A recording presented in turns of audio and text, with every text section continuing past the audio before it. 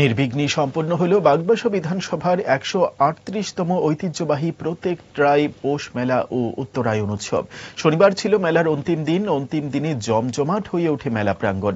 এদিন সান্ধ্যকালীন অনুষ্ঠানের উদ্বোধন করেন অসমের শিলচরের প্রাক্তন সাংসদ ডক্টর রাজদীপ রায়। উপস্থিত ছিলেন বিধায়ক যাদবলাল নাথ, মেলা কমিটির প্রধান উপদেষ্টা কাজল দাস সহ মেলা কমিটির সভাপতি এবং সম্পাদক। এই মেলার উদ্বোধন হয়েছিল গত ১৪ই জানুয়ারি মঙ্গলবার মকর সংক্রান্তির দিনে।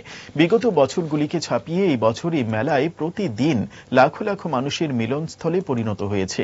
শনিবারও একই চিত্র পরিলক্ষিত হয়। বিধায়ক জানান, ৫ দিনের এই মেলায় প্রায় ২ কোটি টাকার মতো আর্থিক ক্রয় বিক্রয় হয়েছে।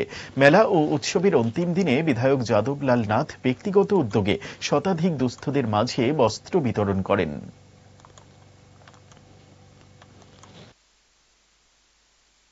এবার আমরা ১৩৮তম মেলায় আমরা মিলিত হয়েছি।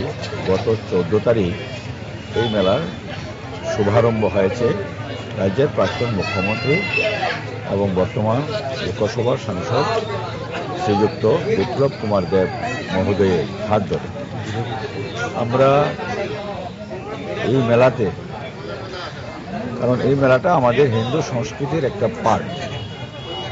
প্রথমে মেলার নাম ছিল, যেটা আমি আর আমার মুখে উচ্চারণ করতে চাই না, এবার আমরা নামের মধ্যে একটু সংশোধনী এনেছি।